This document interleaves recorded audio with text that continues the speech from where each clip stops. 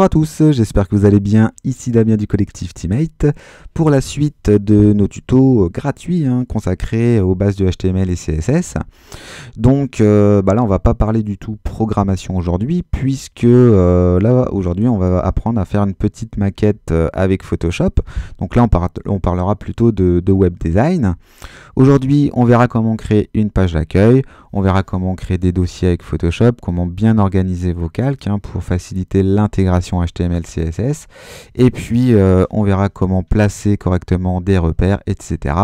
Là, la navigation, elle vous paraît peut-être un petit peu bizarre, puisque sur la page d'accueil, on pourra rajouter un petit slide, donc c'est-à-dire que un petit effet avec du jQuery à chaque fois que l'internaute va scroller vers le bas. Donc le menu forcément arrivera en haut au bout d'un moment et se figera automatiquement en haut lorsque la hauteur de la fenêtre sera dépassée. On n'en est pas encore là, mais voilà, c'était pour... faut pas vous inquiéter si vous voyez un menu ici en bas. On va essayer de changer un peu la donne, histoire de donner un peu plus de place, on va dire, au visuel et au texte dans notre site internet sur la page d'accueil. Donc je vous retrouve tout de suite, on va commencer le tuto et n'oubliez pas de télécharger les sources, vous en aurez besoin pour réaliser ce tutoriel. A tout de suite. Et c'est parti, on commence le tuto. Avant toute chose, comme d'hab, je vous demande de télécharger les fichiers sources, puisque là, on est rendu au 5e chapitre, qui correspond donc aux bases HTML, CSS. Aujourd'hui, on va apprendre à créer une petite maquette avec Photoshop. Donc, je vais vous demander de télécharger la source. À l'intérieur, vous allez retrouver un dossier fonte et un dossier image source. Le dossier fonte, on va utiliser la police Lato, qui est une police gratuite et disponible aussi avec Google Fonts. Donc si bien que lors de l'intégration HTML du site, ce sera facile de faire l'appel à la librairie Google. On va utiliser aussi une image source qui va nous permettre pour tout simplement l'insérer en background de notre site internet. Donc là, ce qu'on vient faire avant toute chose, on vient ouvrir sa bibliothèque, son dossier fonte, et puis vous allez venir tout simplement sélectionner toutes les polices et vous allez les glisser directement dans le dossier bibliothèque de votre librairie donc de police. Je le fais pas puisque moi c'est déjà installé. Une fois que tout ça est installé, on va pouvoir faire un petit clic droit, ouvrir avec Photoshop. Donc là, je vous ai recadré l'image, c'est-à-dire que si on fait commande Alt et I, on peut s'apercevoir que la taille de notre image fait 1920 pixels de large, donc ce qui correspond à un ratio écran donc en HD, donc c'est parfait. On va pouvoir venir après lors de l'intégration l'adapter directement à notre fenêtre. Donc du coup on a vraiment pas besoin de la retailler. On peut, si vous voulez, booster un peu plus avec Camera Raw si vous voulez la chromie ou mettre un petit peu plus de contraste, etc. Donc si vous voulez aller dans filtre Camera Raw, vous pouvez jouer, vous voyez, sur l'exposition, sur aussi le contraste, si vous voulez contraster un peu plus tout ça. Les tons clairs, vous pouvez décider de soit de les descendre ou de les remonter un petit peu pour apporter un peu plus de lumière. Pareil au niveau des tons foncés. Donc là après c'est vraiment à vous de voir ce que l'effet que vous voulez donner au niveau de votre photo et la clarté si vous voulez donner un peu plus de détails et vous faites OK. Voilà, donc là on a un petit peu plus de détails sur l'image. Dans un premier temps, ce qu'on va venir faire, c'est qu'on va venir double-cliquer sur l'arrière-plan, donc qui correspond à notre image, pour le déverrouiller. On peut double-cliquer ici sur quelques zéros pour le renommer. On peut l'appeler BG par exemple site. Voilà, et on va commencer par créer un dossier. Donc pour créer un dossier, c'est très simple, on va venir cliquer ici, sur cette petite icône. Pourquoi on va créer des dossiers? Tout simplement pour essayer de classer au mieux nos calques, que ce sera beaucoup plus facile après, lors de l'intégration, de se repérer. On va commencer par créer notre menu, et là on va faire quelque chose d'un petit peu spécial, c'est-à-dire que le menu, on va pas venir le caler en haut directement, on va venir le caler en bas. Et si bien que lors de l'intégration du site, qu'on va descendre la page, donc on va céder un petit peu de JavaScript, et du coup, quand on va descendre la page et que le menu du coup va arriver en haut du document, et bien celui-ci se fixera directement en haut. Donc vous verrez que c'est pas très compliqué, c'est pour ça on va essayer de changer un petit peu comment les tendances, hein, et on va créer un petit menu en bas. Donc on va pouvoir l'appeler par exemple nav, ce dossier, pour navigation, et à l'intérieur, dans un premier temps, on va pouvoir créer un nouveau calque qu'on va appeler BG par exemple pour background, on peut l'appeler -nav. On va venir sélectionner donc dans le sélecteur une couleur, et là on va se mettre en 85 D6 D2, donc ce qui correspond à un vert. On va prendre ici l'outil rectangle de sélection, donc le raccourci clavier c'est M, et puis on va venir faire une sélection qui va faire toute la largeur de notre document, et on va lui donner une hauteur de 115. Là vous voyez je suis à 114, là à 115. Dès que je suis à 115, je relâche et je peux cliquer sur édition, remplir, en couleur de premier plan, oui, hein, puisque ici vous voyez que c'est bien le vert que je souhaite remplir ici en premier plan.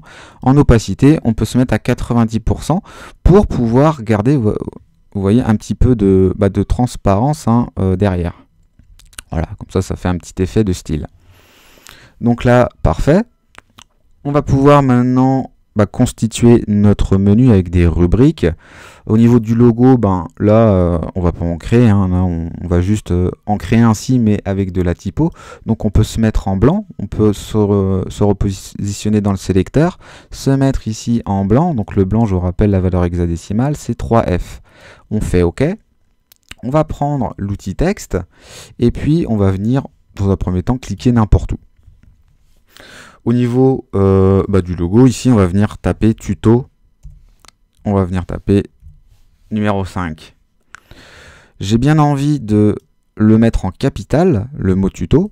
Alors, une astuce assez facile, hein, on vient sélectionner le mot, tuto 5.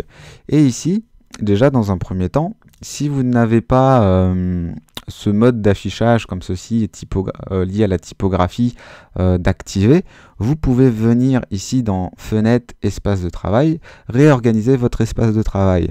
Donc généralement, moi j'ai tendance à me mettre en typographie, voilà, pour avoir donc les onglets caractères et paragraphes directement d'activer ici. Si vous êtes à peu près voilà, comme ceci, en mode typographie, et que vous voulez transférer ce groupe en fait d'options directement à droite, et bien vous pouvez venir, vous voyez, les glisser directement ici en haut, le nuancier aussi si on veut, les paragraphes comme ça ici. Comme ça, vous pouvez réorganiser votre espace de travail, et ça va vous éviter de venir chercher dans les options après de Photoshop comment changer la taille d'une police ou un interlignage. Donc ce que je vous disais, pour mettre le tuto 5 en capital, on va venir cliquer ici sur l'icône avec les 2 T. Comme ça, vous voyez, tac, ça nous met tout en capital. Au niveau de la taille de la police ici, donc là je me suis mis en pixels. Alors peut-être que vous n'avez pas l'habitude de faire du web design et que votre unité par défaut n'est pas du pixel. Sachez que vous pouvez changer ici dans Photoshop, préférences, dans unité et règles. Ici vous pouvez venir changer. Donc les règles ici, vu qu'on est sur du web, donc le web, l'unité de mesure est exprimée en pixels, donc on se met en pixels. Et au niveau du texte aussi, hein, peut-être que vous êtes en point d'ido, alors du coup, je vous conseille de vous mettre en pixels, que ce sera beaucoup plus facile après dans Dreamweaver de repérer la taille d'une police, hein, en la sélectionnant dans Photoshop. Donc voilà, on fait OK. Et au niveau donc de sa taille, on va se mettre ici en 30 pixels. On va se mettre ici au niveau de la graisse en black italique, histoire de faire quelque chose d'assez, une police assez grasse. Et puis ce qu'on peut venir faire, c'est donner des petits coups de barre d'espace, vous voyez, comme ceci, histoire de laisser de l'espace entre le logo et les rubriques. Donc on peut maintenant venir taper accueil, Et là, par contre, on a bien envie de mettre le mot accueil en minuscule. Donc ici, pas de souci, on le sélectionne et on décoche les deux petits T. Vous voyez? Et par contre, j'ai bien envie là de me mettre dans une police un peu plus petite. Donc ici, je vais mettre en 25 pixels. Et j'aimerais bien aussi une graisse un peu moins grasse, on va dire. Donc du coup, ici, je vais plutôt me mettre en régular. Voilà. Là, on peut donner, par exemple, 1, 2, 3, 4, 5, 6 coups de barre d'espace. Puisque ici, on pourra mettre une petite séparation entre les rubriques. Donc si je donne 6 coups de barre d'espace, je vais en redonner 6, 1, 2, 3, 4, 5, 6, pour l'espacement qu'il y aura entre la barre d'espace, d'espace et puis le mot qui viendra se caler à côté. Donc ça, l'espacement, je vais venir le sélectionner et le copier. Comme ça, ce sera fait. Hein. Je saurai qu'il y aura le même espace entre chaque rubrique. Donc après accueil, hein, je vais mettre à propos, par exemple. Et là, je vais faire commande V ou CTRL V pour coller. D'accord? L'espacement.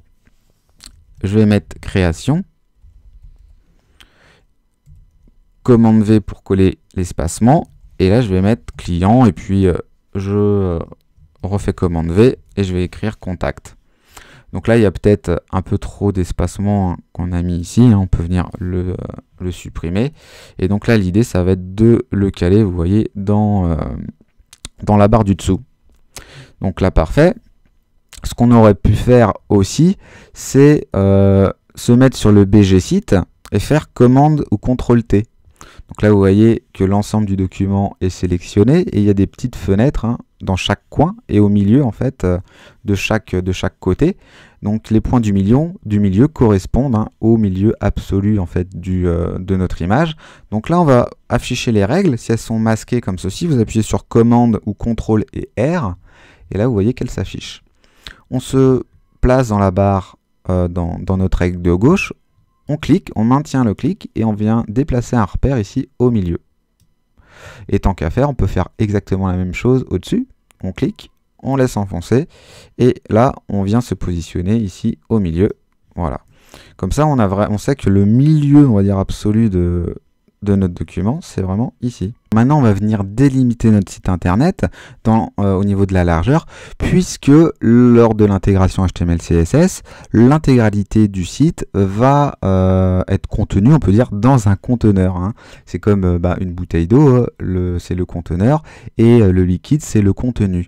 Donc, on va venir délimiter ici le site. Donc, on va venir prendre l'outil rectangle ici, le raccourci clavier CU, et on va venir cliquer n'importe où dans le document. Donc là, on a une petite fenêtre qui apparaît. On nous demande spécifier une largeur. Donc on va mettre par exemple 1020 pixels puisque j'ai bien envie de faire un site qui va faire 1020 pixels de large. Au niveau de la hauteur, on peut laisser en 100, on s'en fiche. On peut décocher à partir du centre, c'est pas très grave. Hein, c'est juste histoire de nous faire un gabarit ici. Au niveau des propriétés, on s'en fiche aussi. On peut fermer le groupe d'onglets. Et là, on peut faire CTRL ou commande T. Donc là, on n'hésite pas à zoomer et on va pour transformation manuelle et on va venir ramener notre bloc, vous voyez, au milieu de notre repère. Donc sur cette ligne, on vient mettre ces petites poignées ici centrales. Vous ne pouvez pas vous tromper puisqu'il y a un magnétisme lors du passage en fait au niveau ici du milieu absolu du document.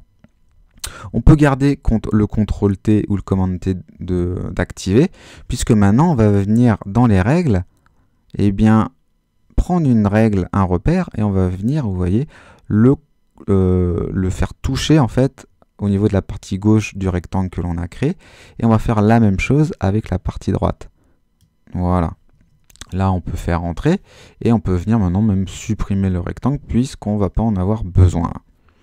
Donc là, on a un site qui est bien délimité au niveau de la largeur, et vous voyez que ici, au niveau de la navigation, donc au niveau de tuto 5, on va pouvoir venir le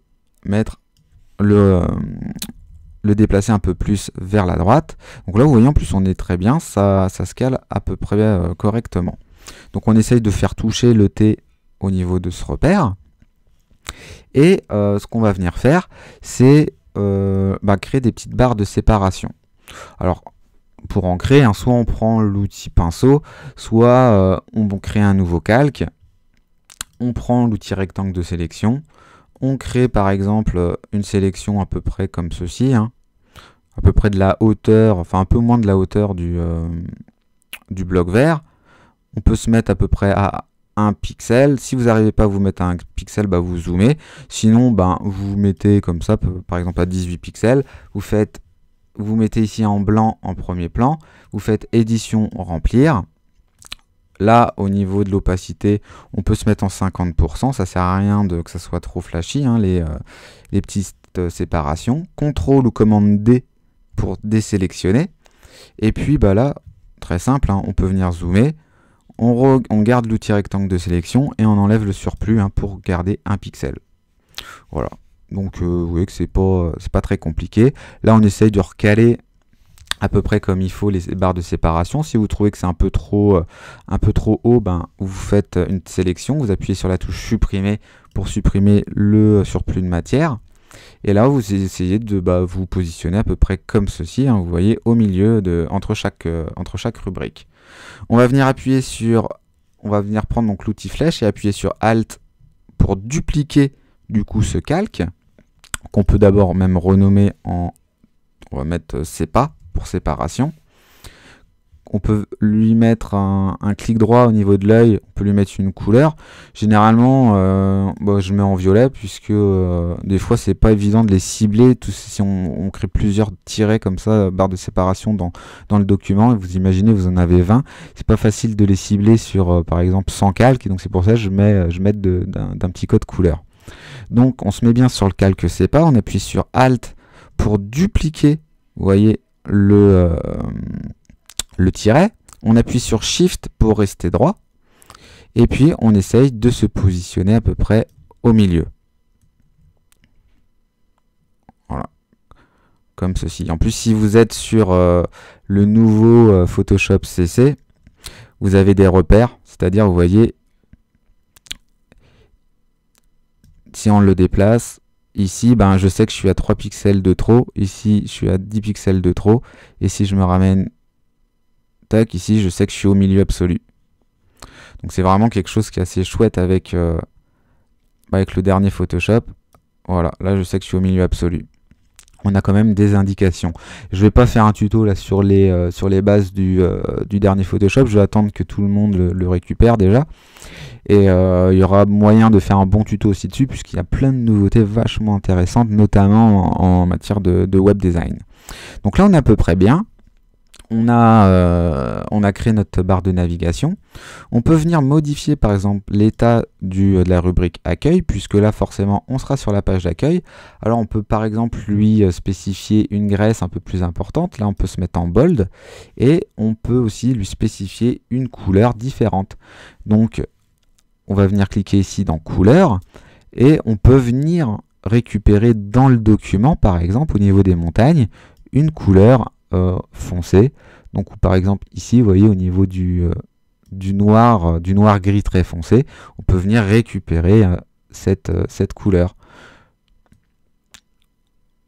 Voilà, donc là je vais mettre en 4F, 4C, 50. Je fais CTRL- ou commande- pour voir à peu près ce que ça donne. Commande ou CTRL-H pour enlever les repères, comme ceci. Donc là, on voit qu'on est plutôt pas mal. On pourrait baisser par contre le tuto, enfin, tout l'ensemble du texte, un tout petit peu. Hein. Vous voyez, la Photoshop, il nous dit qu'on peut encore remonter de 1, enfin que c'est de 1 trop haut. Là, je vais essayer de zoomer un peu plus.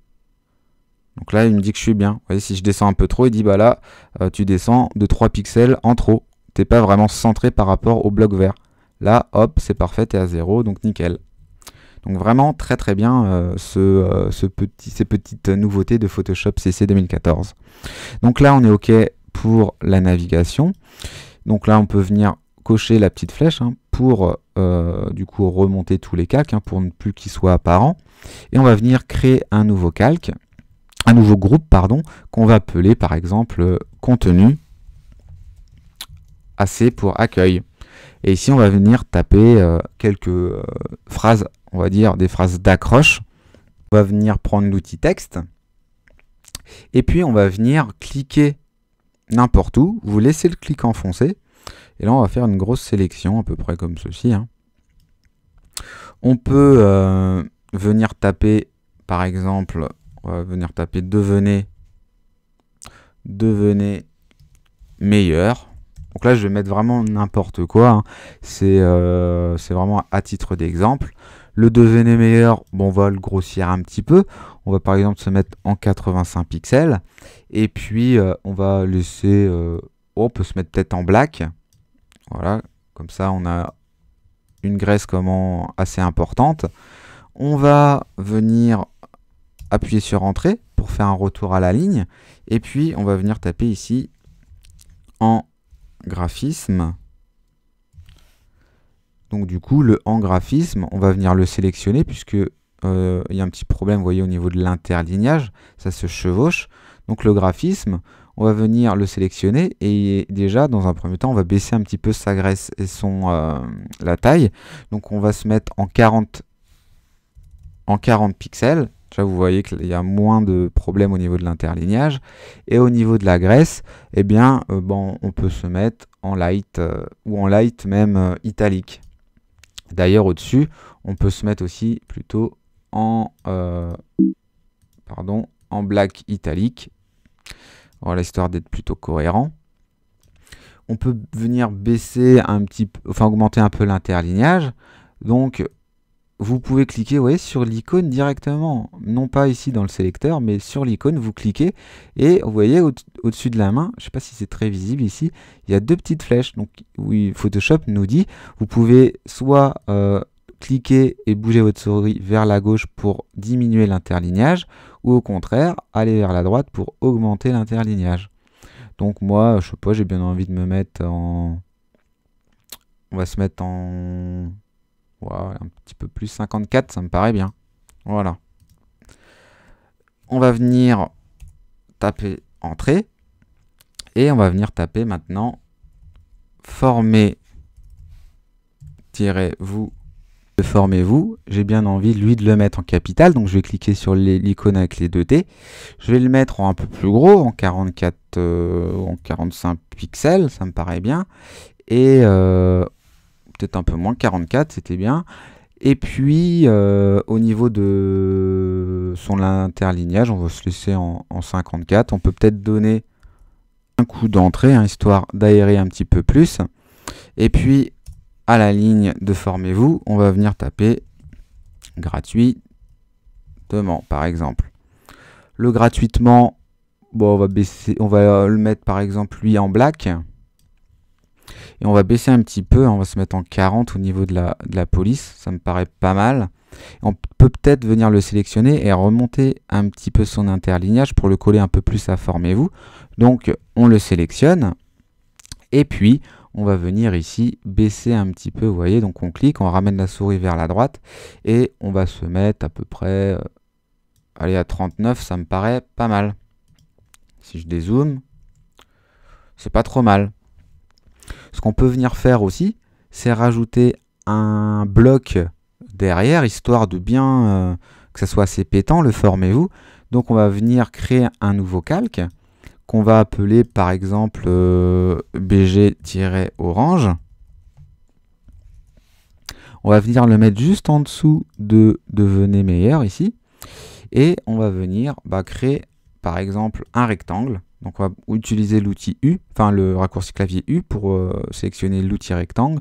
On va venir cliquer n'importe où ici comme tout à l'heure dans Photoshop et on va venir lui spécifier par exemple une largeur de 350 pixels et puis une hauteur de, on va se mettre à 115 pixels et on va faire OK.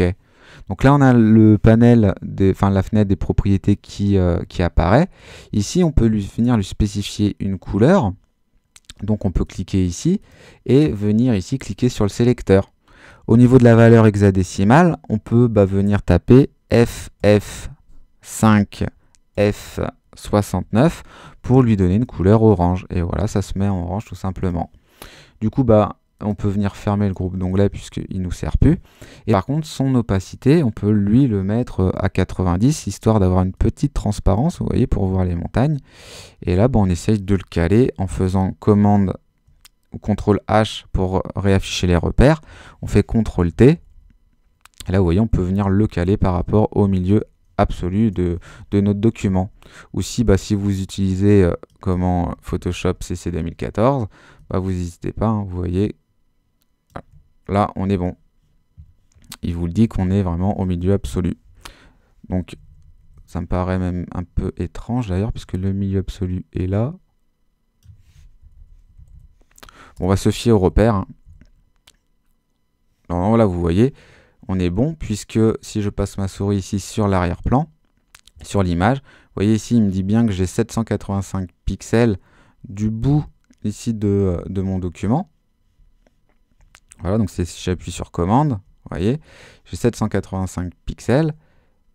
Et ici, j'ai aussi 785 pixels hein, qui part du bord droit jusqu'ici. Donc je sais que je suis bien. C'est parfait. On peut venir dézoomer un peu, enlever les repères en faisant CTRL H, reprendre l'outil texte. Et puis là, on va faire entrer plusieurs fois. Et on va venir encore même, voilà, comme ça me paraît bien. Et on va venir taper découvrir. Parce que là, on va faire un petit bouton. Le découvrir, on le sélectionne. Et puis, on va le mettre en 25 pixels. Et déjà, on va lui mettre une graisse un peu moins importante. C'est-à-dire qu'on va se mettre en... on peut peut-être se laisser en black ou en bold. On va se mettre en bold pour voir. À 25 pixels. Et puis, on décoche hein, les deux T pour ne pas le mettre en capital.